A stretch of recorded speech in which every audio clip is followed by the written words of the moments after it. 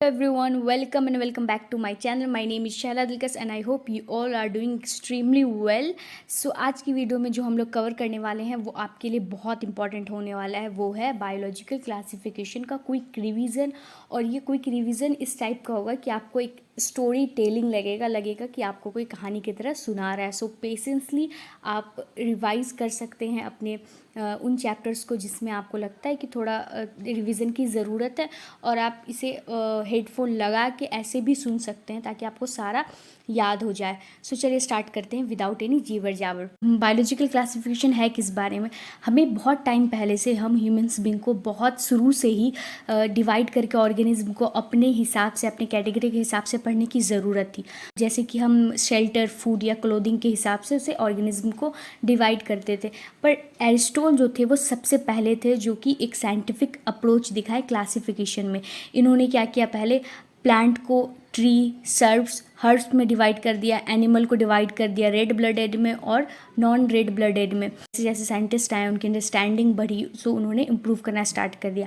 उसके बाद आए लीनियस। सो लीनियस ने क्या दिया, टू किंगडम क्लासिफिकेशन। उसमें क्या था, प्लांटी और एनिमेलिया।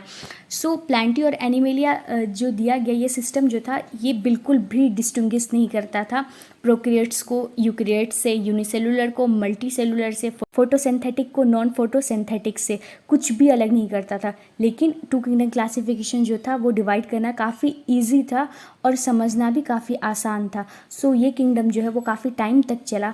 फिर कुछ टाइम के बाद ऐसा फील हुआ कि ये कुछ एनिमल्स जो हैं वो दोनों ही कैटेगरी में नहीं आ रहे हैं, ना वो एनिमल है ना वो प्लांट है। तब जाके जो है टू किंगडम क्लासिफिकेशन को डिस्कार्ड किया गया और ऐसे ज़रूरत महसूस होने लगा कि अब जो है cell structure, nature of wall, mode of nutrition, habitat, method of reproduction और सबसे इम्पॉर्टेंट इवोल्यूशनरी रिलेशनशिप को भी ऐड किया जाना चाहिए बेसिस ऑफ क्लासिफिकेशन के लिए। सो इसके वजह से जो है वो बेसिस ऑफ क्लासिफिकेशन में काफ़ी चेंजेस आए, लेकिन प्लांट और एनिमल किंगडम जो था वो कांस्टेंट ही रहा। सो ऑर्गेनिज्म दोनों ही कैटेगरी में नहीं आ रहे थे, उसे निकाल दिया गया और अलग अलग किंगडम बनाया गया। सो अब हम आ रहे हैं पेज नंबर 2 पे। सो इसमें क्या होता है कि आर.एच. व्हिटेकर जो थे वो 5 किंगडम क्लासिफिकेशन लाए। ये बहुत इंपॉर्टेंट पॉइंट है, पर आपको जान के हैरानी होगी कि 5 किंगडम क्लासिफिकेशन जो है वो कम्प्लीटली आर.एच. व्हिटेकर का नहीं दिया गया, क्योंकि प्लांटी और एनिमेलिया तो पहले ही डिवाइड किया जा चुका था। सो किंगडम मोनेरा जो था वो कॉपलैंड ने दिया था और प्रोटिस्टा जो था वो हेकल ने दिया था। आर.एच. व्हिटेकर ने सिर्फ और सिर्फ किंगडम फंजाई दिया था, पर उन्होंने क्या किया, पांचों किंगडम को जो है यूनिफाइड करके 5 किंगडम क्लासिफिकेशन दे दिया। सो आर.एच. व्हिटेकर 1969 में जो है वो 5 किंगडम क्लासिफिकेशन दिए थे। सो इसका क्राइटेरिया क्या था क्लासिफिकेशन का? इसका क्राइटेरिया था cell structure, body organisation, mode of nutrition, reproduction and phylogenetic relationship. So इसका जो ट्रिक है, इसे याद करने का जो ट्रिक है वो मेरे चैनल पे दिया हुआ है, अगर आपको चाहिए तो आप चेक कर सकते हैं। सो पहले क्या था कि क्लासिफिकेशन जो था वो bacteria, blue green, algae, fungi, mosses, ferns, gymnosperm and angiosperm को प्लांट के अंदर डाला हुआ था। और क्या था, ये जो कैरेक्टर इस पूरे किंगडम को यूनिफाइड किया हुआ था वो ये था कि इसके पास सेल वॉल होता है। सो उसे एक कैटेगरी में रख दिया गया। क्या हुआ, जबकि बहुत सारे कैरेक्टर में वो लोग अलग थे। उसके बाद क्या हुआ कि ये क्या किया, एक साथ ले आया प्रोकैरियोटिक बैक्टीरिया को, ब्रूगिरिन अल्गी को, मतलब साइनोबैक्टीरिया को, अदर ग्रुप के साथ जो कि यूकैरियोटिक था। और ये क्या किया, यूनिसेलुलर ऑर्गेनिज्म को मल्टीसेलुलर ऑर्गेनिज्म के साथ ले आया। जैसे कि एग्जांपल देख लीजिए, क्लाइडोमोनास और स्पाइरोगारा जो है वो अल्गी के अंदर में रख दिया गया। ये जो क्लासिफिकेशन था वो डिफ्रेंशिएट नहीं किया हेट्रोटॉपिक फंजाई में और ऑटोट्रॉपिक ग्रीन प्लांट में। जो कैरेक्टरिस्टिक डिफरेंस था उनके सेल वॉल कंपोजिशन में, जैसे कि फंजाई का जो सेल वॉल होता है वो काइटिन का बना होता है और ग्रीन प्लांट का जो होता है वो सेल वॉल का बना होता है। ये सब कैरेक्टरिस्टिक को जब कंसीडर किया गया तब एक नया किंगडम उभर के आया, उसे कहा गया किंगडम फंजाई। सो उसके बाद क्या हुआ कि प्रोकैरियोटिक जितने भी ऑर्गेनिज्म थे उसको रख दिया गया किंगडम मोनेरा में, और जितने भी यूकैरियोटिक ऑर्गेनिज्म थे उसे रख दिया गया किंगडम प्रोटिस्टा में। सो इतना सारा इम्प्रूवमेंट हुआ। सो इस तरह का इम्प्रूवमेंट फ्यूचर में भी हो सकता है अगर हमें और भी चीज़ें पता चलती है तो। सो इस चैप्टर में हम लोग पढ़ने वाले kingdom Monera, kingdom Protista and kingdom Fungi और किंगडम एनिमेलिया एंड प्लांटी जो है वो अलग अलग चैप्टर में आगे पढ़ेंगे। सो सबसे पहले स्टार्ट करते हैं किंगडम मोनिडा। सो किंगडम मोनिडा का जो सोल मेंबर होता है वो होता है बैक्टीरिया। सो बैक्टीरिया जो है हर जगह रहता है। आप एक मुट्ठी बालू ले लो, उसमें आपको हंड्रेड्स ऑफ बैक्टीरिया मिल जाएंगे। सो ये एक्सट्रीम हैबिटाट में रह सकता है, जैसे कि hot springs, desert, snow, deep oceans, जहाँ पे बहुत कम लाइफ जो है वो सर्वाइव कर पाता है। उसके बाद जो है बैक्टीरिया जो है वो 4 कैटेगरी में डिवाइड किया गया है उसके शेप के बेसिस पे। सबसे पहला है स्पेरिकल कोकस जिसका प्लूरल है कोकाई। उसके बाद है रोड शेप बेसिलस जिसका प्लूरल है बेसिलाई। उसके बाद है कॉमा शेप विब्रियम एंड लास्ट जो है वह स्पाइरलम जिसका फिगर दिया हुआ है, आप देख सकते हैं स्क्रीन पे। उसके बाद है बैक्टीरिया का स्ट्रक्चर जो होता है बहुत सिंपल होता है, बट इसका जो बिहेवियर होता है वो बहुत कॉम्प्लेक्स होता है और यहाँ से क्वेश्चन पूछा जा चुका है। ये वाला पॉइंट जो है वो इम्पॉर्टेंट है। उसके बाद क्या है कि बैक्टीरिया जो मोस्ट एक्सटेंसिव मेटाबॉलिक डाइवर्सिटी दिखाता है और बैक्टीरिया जो होता है वो कुछ ऑटोट्रॉपिक होता है जो खुद का खाना बनाता है खुद से। सो इससे एक चीज़ आता है दिमाग में कि ऑटोट्रॉपिक एंड हेट्रोट्रॉपिक क्या होता है। ऑटोट्रॉपिक हम ह्यूमन बींग्स भी खाना बनाते हैं पर उसे हेट्रोट्रॉपिक कहा गया है और जो प्लांट्स वगैरह उसे ऑटोट्रॉपिक कहा गया है। क्यों? इसकी सबसे बड़ी रीज़न ये है कि प्लांट्स जो होते हैं वो इनऑर्गेनिक सब्सटेंस से जो है वो फूड को सिंथेसाइज करते हैं और हम ह्यूमन बींग्स जो होते हैं वो ऑर्गेनिक फूड को बस पकाते हैं। सो ये डिफरेंस ऑटोट्रॉपिक और हेट्रोट्रॉपिक में। सो कुछ बैक्टीरिया जो होते हैं वो ऑटोट्रॉपिक होता है और वास्ट मेजोरिटी जो बैक्टीरिया की होती है वो हेट्रोट्रॉपिक होता है। उसके बाद मोनिडा को 2 पार्ट में डिवाइड किया गया है, archaebacteria and eubacteria. Archaebacteria वो होता है जो कि मोस्ट एक्सट्रीमली हार्श कंडीशन में रह लेता है, जैसे कि एक्सट्रीम साल्टी एरिया जिसे कि हम हेलोफाइल्स कहते हैं, हॉट स्प्रिंग्स, थर्मो एसिडोफाइल्स या फिर मार्सी एरिया जैसे कि मिथानोजेंस। ये वाला पॉइंट भी बहुत इंपॉर्टेंट है। आर्ची बैक्टीरिया जो है वो अदर बैक्टीरिया से इसीलिए डिफ़र करता है और वो एक्सट्रीम कंडीशन में सर्वाइव कर लेता है क्योंकि वो उसका सेल वॉल का जो स्ट्रक्चर होता है वो डिफरेंट होता है, वही रिस्पॉन्सिबल होता है उसके एक्सट्रीम कंडीशन में सर्वाइवल के। उसके बाद क्या है कि मिथानोजेंस जो होते हैं वो रूमिनेंट्स एनिमल में पाए जाता है जैसे कि काउ, बेफेलो, और ये रिस्पॉन्सिबल होता है मीथेन मतलब कि बायोगैस प्रोडक्शन के लिए। उसके बाद है यू बैक्टीरिया। यू बैक्टीरिया का मतलब होता है ट्रू बैक्टीरिया। इसमें जो होता है एक रिजिड सेल वॉल पाया जाता है और अगर मोटाइल रहा तो फ्लैजिलम पाया जाता है। सो साइनोबैक्टीरिया जो उसे हम ब्लू ग्रीन अलगी भी कहते हैं और इसमें क्लोरोफिल ए पाया जाता है जो कि सिमिलर होता है प्लांट से और फोटोसिंथेटिक ऑटोट्रॉप भी होता है। और साइनोबैक्टीरिया जो होता है वो यूनिसेलुलर भी होता है, कॉलोनियल भी होता है, फिलामेंटस भी होता है और हैबिटाट जो होता है वो फ्रेश वाटर, मराइन या फिर टेरेस्ट्रियल अलगी भी होता है। कॉलोनीज जो होता है इनका जनरली जो होता है वो सराउंडेड होता है जेलिटेनियस सीथ से। ये भी इंपॉर्टेंट पॉइंट है। ब्लूम्स क्रिएट करता है जो कि वाटर बॉडीज़ को पॉल्यूट करता है। उसके बाद क्या है कि इसमें से कुछ जो होते हैं वो एटमॉस्फेरिक नाइट्रोजन को भी फिक्स करते हैं। उसके बॉडी में जो होता है एक स्पेशलाइज्ड सेल हेट्रोसिस्ट पाया जाता है और इसका एग्जाम्पल होता है एनास्टोक एंड एनावेना। उसके बाद होता है कीमो सिंथेटिक ऑटोट्रॉप बैक्टीरिया जो कि बहुत सारे इनऑर्गेनिक सब्सटेंस को जो होते हैं वो ऑक्सीडाइज करते हैं जैसे कि नाइट्रेट्स, नाइट्राइट्स, अमोनिया। जो रिलीज्ड एनर्जी उससे निकलती है उसे एटीपी प्रोडक्शन के लिए यूज़ करते हैं। ये बहुत बढ़िया रोल निभाता है न्यूट्रिएंट रिसाइकलिंग में जैसे कि नाइट्रोजन, फास्फोरस, आयरन और सल्फर का। उसके बाद क्या है कि सबसे ज़्यादा एबेंडेंट जो नेचर में होता है वो होता है हेट्रोट्रॉपिक बैक्टीरिया। बहुत इंपॉर्टेंट डिकम्पोजर होता है। बहुत सारे जो बैक्टीरिया होते हैं उनका ह्यूमंस पे बहुत ज़्यादा इम्पैक्ट है, जैसे कि हम जो दही खाते हैं वो भी एक बैक्टीरिया से प्रोड्यूस्ड होता है। उसके बाद जो एंटीबायोटिक बनती है वो भी बैक्टीरिया से होता है। नाइट्रोजन जो फिक्स होता है लेग्यूम प्लांट्स में वो भी बैक्टीरिया के थ्रू होता है। सिर्फ अच्छा ही प्रभाव नहीं है बैक्टीरिया का हमारे लाइफ में, जो है वो बुरा प्रभाव भी है। वो ये है कि वो ये है कि वो कुछ पैथोजेनिक भी होते हैं जो कि ह्यूमंस को, क्रॉप को, फार्म को, एनिमल को, पेट को जो है वो हार्म पहुंचाते हैं, जैसे कि cholera, typhoid, tetanus, citrus. Canker, ये सारे डिजीज़ जो है वो डिफरेंट तरीके के बैक्टीरिया से होता है। बैक्टीरिया जो है वो मेनली रिप्रोड्यूस करता है फिजन से, और समटाइम्स क्या होता है कि अनफेवरेबल कंडीशन होता है तो ये स्पोर के थ्रू भी प्रोड्यूस करता है।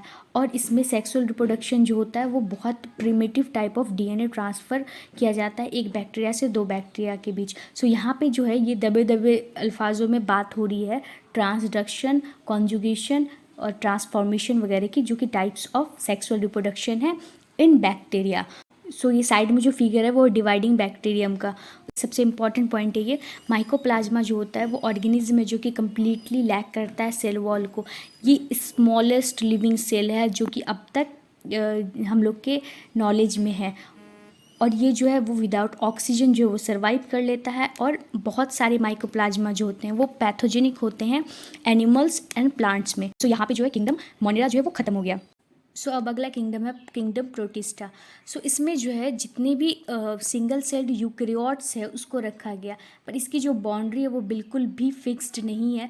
हो सकता है कि एक फोटोसिंथेटिक प्रोटिस्टन हो किसी बायोलॉजिस्ट के लिए, तो वही दूसरों इस बुक में जो किंगडम प्रोटिस्टा में इंक्लूड किया गया है सो वो है chrysophytes, dinoflagellates, euglenoids, slime moulds and protozoans, जो कि प्रोटिस्टा के अंदर रखा गया है। सो प्रोटिस्टा का जो प्राइमरी प्रोटिस्टा जो होते हैं वो प्राइमरली जो होते हैं एक्वेटिक होते हैं। सो प्रोटिस्टेंट जो होते हैं वो यूकैरियोटिक होते हैं, तो इनका जो न्यूक्लियस होता है वो वेल डिफाइंड होता है और मेम्ब्रेन बाउंड ऑर्गेनली पाई जाती है।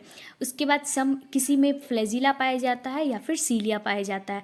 प्रोटिस्टा जो होता है वो रिप्रोड्यूस करता है असेक्सुअली और सेक्सुअली दोनों ही से। किस प्रोसेस से? Cell fusion and zygote formation से। सबसे पहले आता है किंगडम प्रोटिस्टा में, सो वो है क्रायोफाइट्स। अगर मेरा प्रोनाउंसिएशन गलत होगा तो I am sorry for that.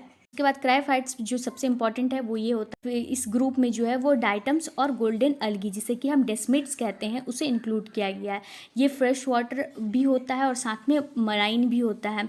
ये माइक्रोस्कोपिक होता है और ये वाटर बॉडी में फ्लोट करता है पैसिवली। और इसमें जो होते हैं ये मोस्टली जो होते हैं फोटोसिंथेटिक होते हैं। और डाइटम्स जो होता है उनका सेल वॉल जो होता है एक थीन ओवरलेप शेल का बना होता है जो कि एक दूसरे में फिट हो जाता है एकदम साबुन के बॉक्स की तरह। और इसका जो वॉल होता है वो सिलिका से बना होता है जिसकी वजह से इसको डिस्ट्रैक्ट करना बहुत ज़्यादा। ऐसा कहा जाता है, ये वाला पॉइंट जो है वो बहुत इंपॉर्टेंट है, ऐसा कहा जाता है कि डाइटम्स जो होते हैं वो large amount of cell wall का डिपॉजिट अपने हैबिटाट में मतलब कि ओशियन में छोड़ देता है, जो कि over the period billions year में जमा होकर डाइटेमेसियस अर्थ बना सकता है। और इसका जो नेचर होता है वो बहुत ग्रीटी होता है। सो इसी वजह से इसको जो होता है पॉलिशिंग, फिल्ट्रेशन या फिर सिरप में यूज़ किया जाता है। और डाइटम्स जो होते हैं वो चीफ प्रोड्यूसर होते हैं ओशियन के।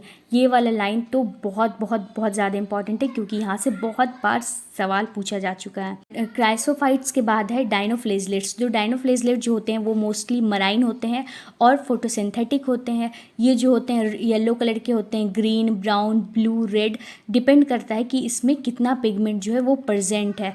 सो इसका सेल वॉल में जो होता है वो स्टिफ सेलुलोज प्लेट जो होता है वो आउटर सरफेस पे पाया जाता है। इसमें जो होता है वो दो फ्लैजिला मोस्टली पाया जाता है, एक जो होता है लॉन्गिट्यूडली और दूसरा जो होता है ट्रांसवर्सली फरो प्लेट्स में पाया जाता है।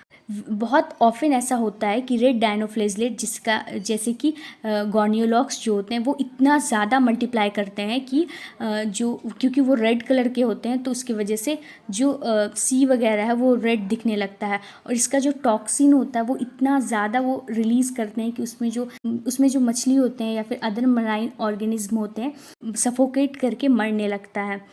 उसके बाद है यूग्लेनाइट। यूग्लेनाइट जो होते हैं वो फ्रेश वाटर ऑर्गेनिज्म है और ये ठहरे हुए स्टैग्नेंट वाटर में पाए जाते हैं। इसमें सेल वॉल के बजाय एक प्रोटीन रिच लेयर पाया जाता है जिसे कि हम पेलिसिल कहते हैं, जो इसकी बॉडी को फ्लेक्सिबल बनाता है।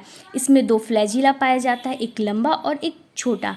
और ये फोटोसिंथेटिक होने के बावजूद जब सनलाइट नहीं रहता है तो ये हेटरोट्रॉप की तरह बिहेव करने लगते हैं और छोटे छोटे ऑर्गेनिज्म को खाने लगते हैं, प्रेडेटिंग करने लगते हैं। सबसे इंटरेस्टिंग बात यह है कि यूग्लेनाइट का जो पिगमेंट होता है वो हायर प्लांट की तरह होता है।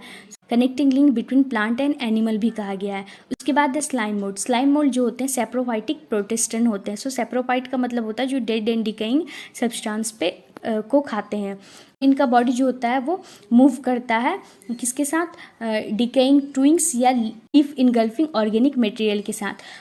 इसके बाद क्या होता है कि सूटेबल कंडीशन में जो है वो एग्रीगेट करके प्लाज्मोडियम बनाते हैं जो कि सेवरल फीट तक ग्रो करता है, और अनफेवरेबल कंडीशन में प्लाज्मोडियम जो है वो डिफ्रेंशिएट करता है और फ्रूटिंग बॉडीज़ बनाता है जो कि बहुत सारा स्पोर जो है अपने टिप पे बियर करता है। इसका जो स्पोर होता है वो ट्रू वॉल ये करता है, कंटेन करता है, और एक्सट्रीमली रेसिस्टेंट होता है और बहुत एडवर्स कंडीशन में भी ये सर्वाइव कर सकता है। इसका स्पोर जो होता है वो एयर करंट के थ्रू डिस्पर्स्ड होता है। उसके बाद है प्रोटोजुअन्स। प्रोटोजुअन जो होते हैं वो बेसिकली हेट्रोट्रोप होते हैं, और ये जो होता है वो प्रीडेटर होता है या फिर पैरासाइट होता है।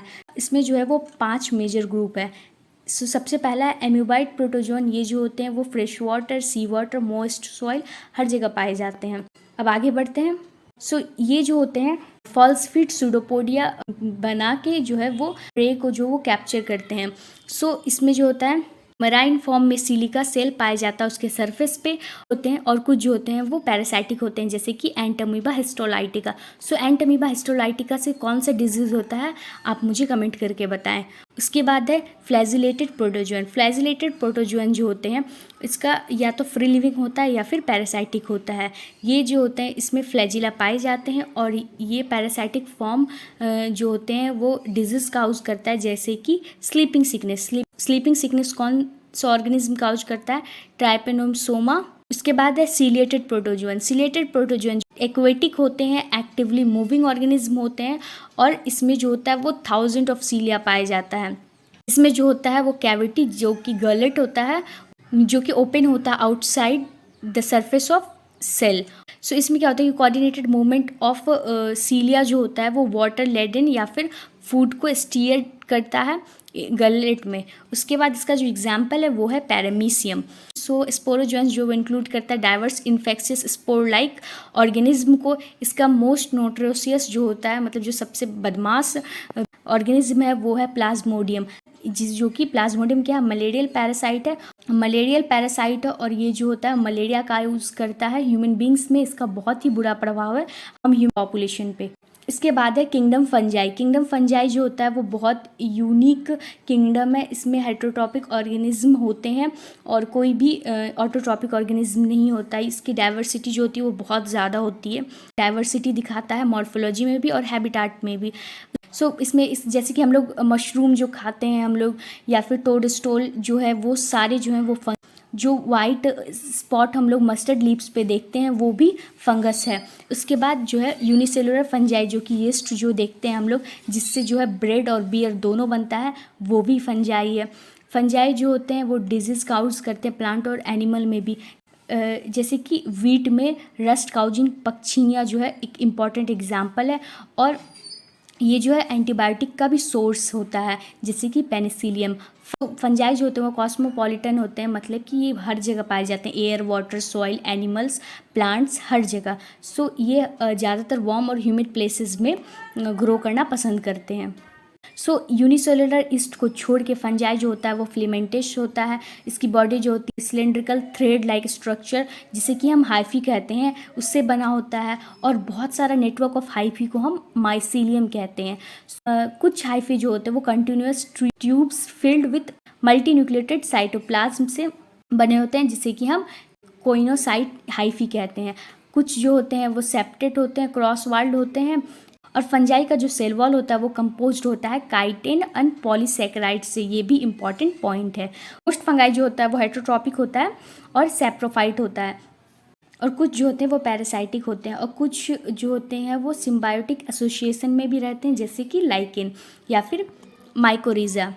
फंजाई जो होता है वो वेजिटेटिव मीन्स से फ्रेगमेंटेशन, फ्यूजन, बडिंग से रिप्रोड्यूस करता है, और असेक्सुअल से पोर्स के थ्रू जैसे कि conidia and sporangiospores, zoospores and sexual reproduction से जो है oospores, ascospores and basidiospores.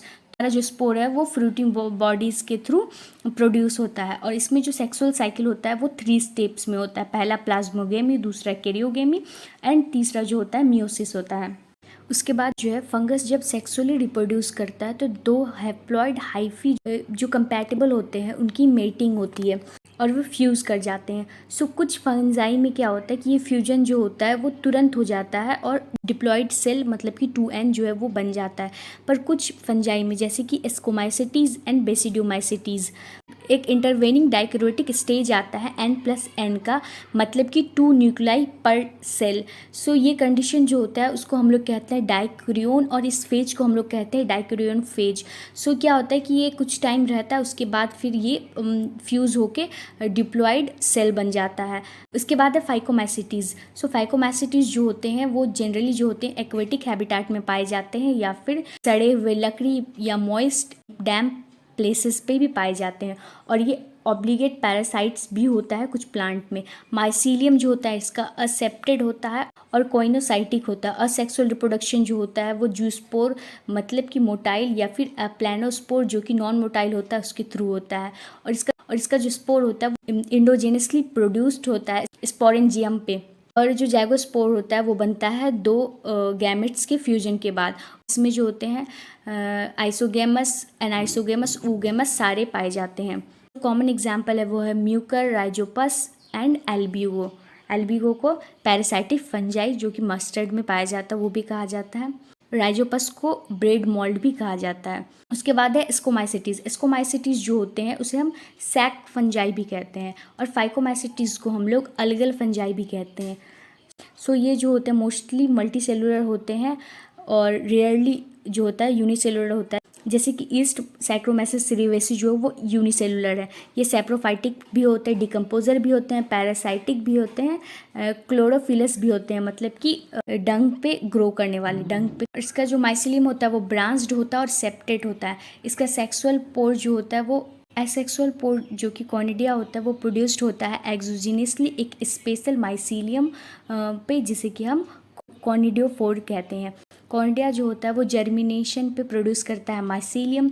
Sexual spore जो होते हैं उसे हम कहते हैं एस्कोस्पोर्स जो कि प्रोड्यूस करता है इंडिजिनसली सैक लाइक स्काई में।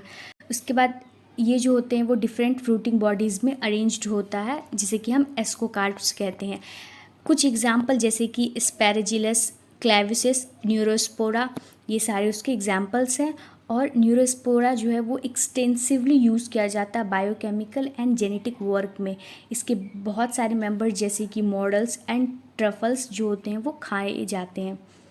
उसके बाद बेसिडोमाइसिटीज़ जो कॉमनली नोन बेसिडोमाइसिटीज़ है वो है मशरूम, ब्रैकेट फंगजाई, पफ बॉल। ये जो होते हैं सॉइल्स पे या लकड़ी पे या ट्री स्टम्प्स पे या फिर लिविंग प्लांट बॉडीज़ पे एज ए पैरासाइट जैसे कि रस्ट एंड स्मर्ट्स जो होते हैं उस तरीके से भी पाए जाते हैं। माइसीलियम जो होता है वो ब्रांच्ड और सेप्टेड होता है। सेक्सुअल स्पोर जो होते हैं वो जनरली नहीं पाए जाते हैं पर वेजिटेटिव रिप्रोडक्शन जो है वो फ्रेगमेंटेशन के थ्रू कॉमनली देखा जाता है। और सेक्स जो होता है वो एब्सेंट होता है बट प्लाज्मोगेमी जो होता है वो 2 वेजिटेटिव या फिर सोमैटिक सेल के डिफरेंट स्ट्रेन या जेनोटाइप्स के मिलने से होता है। उसका जो अल्टीमेटली रिजल्ट होता है वो बेसिडियम ही ये करता है, प्रोड्यूस करता है।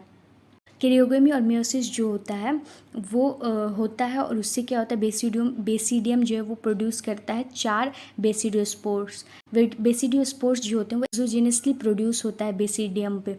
ये जो बेसिडिया होता है वो अरेंज्ड होता है फ्रूटिंग बॉडीज़ में जिसे हम बेसिडियोकार्प्स कहते हैं। इसका जो कॉमन मेंबर्स है वो है एगैरिकस जिसे कि हम मशरूम कहते हैं, यूस्टिलागो मतलब स्मर्ट और पक्षिनिया मतलब कि रस्ट फंगस। सो हम बेसिडियोमाइसिटीज़ को जो है कॉमनली कलप फंजाई कहते हैं। उसके बाद है ड्यूट्रोमाइसिटीज जिसे कि हम इम्परफेक्ट फंजाई कहते हैं क्योंकि इसमें जो होता है असेक्सुअल एंड वेजिटेटिव फेज पाया जाता है बट सेक्सुअल फेज नहीं पाया जाता है। और क्या होता है कि ड्यूट्रोमाइसिटीज़ के ऑर्गेनिज्म में अगर परफेक्ट सेक्सुअल स्टेज मिल गया तो उसे जो है आइडेंटिफाई करके स्कोमाइसिटीज़ या बेसिडियोमाइसिटीज़ में डाल दिया जाता है। और ड्यूट्रोमाइसिटीज़ जो है वो सिर्फ असेक्सुअली जो है वो स्पोर को प्रोड्यूस करते हैं जिसे हम कहते हैं कोनिडिया। माइसीलियम जो होता है वो सेप्टेट होता है और ब्रांच्ड होता है। इसके कुछ मेंबर जो होते हैं वो सेप्रोफाइट होते हैं और कुछ मेंबर जो होते हैं वो पैरासाइटिक होते हैं। पर लार्ज अमाउंट ऑफ ऑर्गेनिज्म जो होता है ड्यूट्रोमाइसिटीज़ का वो डिकम्पोजर होता है लीटर का और ये हेल्प करता है मिनरल साइक्लिंग में। इसके एग्जाम्पल्स है अल्टिनेरिया, कॉलीट्राइकम, ट्राइकोडर्मा। उसके बाद है किंगडम प्लांटी एंड एनिमेलिया। इसके बारे में हम कुछ भी डिस्कस नहीं करेंगे क्योंकि इसके बारे में पूरा अलग से एक चैप्टर ही है। सो इसके बाद है viruses, viroids, prions and lichens. So इसका 5 क्लिनिकल क्लासिफिकेशन में कहीं भी जिक्र नहीं है, इसीलिए इसे जो है थोड़ा सा डिस्क्राइब कर दिया गया है यहाँ पे लास्ट में अलग से सेक्शन बना के। हर किसी को जो है वो कॉमन कोल्ड हुआ है।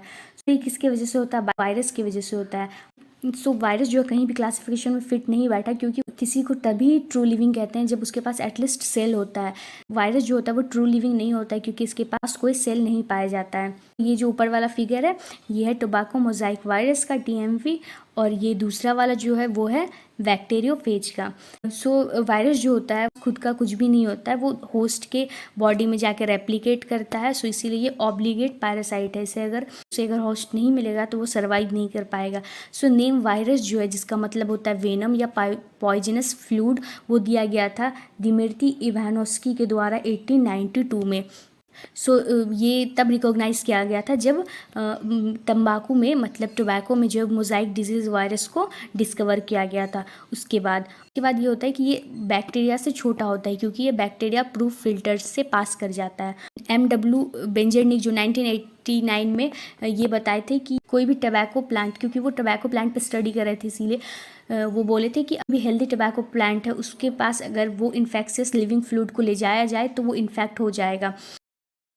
उसे वो कॉन्टेजियम वाइवियम फ्लूइडियम कहे थे, इन्फेक्शियस लिविंग फ्लूइड। उसके बाद W स्टेनले जो 1935 में वायरस को जो है वो क्रिस्टलाइज करके दिखाए थे, और क्रिस्टल्स जो है वो लार्जली जो था वो प्रोटीन का बना हुआ था। और यहाँ पे इसके बाद यहाँ लिखा हुआ वायरस जो होते हैं वो ऑब्लिगेट पैरासाइट होते हैं। और इसके बाद जो इम्पोर्टेंट लाइन है जिस पे बहुत ज़्यादा लोग ध्यान नहीं देते, पर यहाँ से क्वेश्चन पूछा जा चुका है कि कोई भी वायरस के पास जो होता है या तो DNA होगा या RNA होगा, सिंगल DNA होगा या डबल DNA होगा, या सिंगल RNA होगा और डबल RNA होगा, पर किसी भी वायरस के पास दोनों DNA और RNA नहीं पाया जाता है। उसके बाद है कि वायरस से जो होते हैं वो बहुत सारे डिजीज़ होते हैं, जैसे कि mumps, smallpox, herpes, influenza, और जो सबसे ज़्यादा जिसका प्रभाव हम ह्यूमंस पे पड़ा वो है एड्स। उसके बाद प्लांट में जो सिम्टम फॉर्म करता है वो होता है mosaic formation, leaf rolling, leaf का रोल हो जाना, कर्लिंग, और वेन का येलो या फिर वेन का क्लियर होना। उसके बाद ड्वार्फिंग हो जाना या फिर स्टंट ग्रोथ होना प्लांट का। उसके बाद है वायरस के बाद है वायरॉइड्स। सो 1971 में T.O. डाइनर जो थे वो नया इन्फेक्शियस एजेंट को निकाले जो कि वायरस से भी छोटा था, और ये क्या काउज करा था? Potato spindle tuber disease. और ये जो था वो फ्री RNA था, इसमें कोई भी प्रोटीन कोड नहीं पाया गया था, और RNA जो था वो वायराइड का वो लो मोलिकुलर वेट का था वायरस से। उसके बाद आया प्रियॉन जो है वो कुछ न्यूरोलॉजिकल डिजीज़ जो है वो काउज करने लगा, और ये एबनॉर्मली फोल्डेड प्रोटीन था, और इसका जो साइज़ था वो लगभग वायरस के बराबर था। सो इसे जो है वो प्रियॉन कहा जाने लगा। सो इसका मोस्ट नोटेबल डिसीज़ जो है प्रियॉन का वो है बॉन्जी स्पॉन्जिफॉर्म इंसेफेलोपैथी, BSE, जिसे कॉमनली मैड काउ डिजीज़ कहा जाने लगा। और इसका जो एनालॉगस होता है जो कि ह्यूमंस में होता है वो होता है कैर-जैकोब डिजीज़, CJD, इन ह्यूमंस। उसके बाद लाइकेंस के बारे में, लाइकेंस जो होते हैं वो सिम्बायोटिक एसोसिएशन में रहते हैं, जिसमें कि एक फंगल कंपोनेंट रहता है और एक अलगल कंपोनेंट रहता है। सो फंगल कंपोनेंट को हम लोग माइकोबायोंट कहते हैं, और फंगल कंपोनेंट को हम लोग फाइकोबायोंट कहते हैं। और अलगी जो होती है वो खाना बनाता है, मतलब कि फूड सिंथेसिस करता है, और माइकोबायोंट जो होते हैं वो फंजाई जो होते हैं वो शेल्टर प्रोवाइड करता है और मिनरल को एब्जॉर्ब करता है, और ये जो है वो पॉल्यूटेड एरिया में ग्रो नहीं करते हैं। ये इसका मोस्ट इंपॉर्टेंट पॉइंट है, तो इसे जो है वो पॉल्यूशन इंडिकेटर कहा जाता है। आई होप आपको ये वीडियो जो है वो काफ़ी हेल्पफुल लगा होगा। Thanks for watching this video. I made huge effort कि आप लिए जो है ये हेल्पफुल हो। If you like this video keep watching and do subscribe to my channel. Thank you.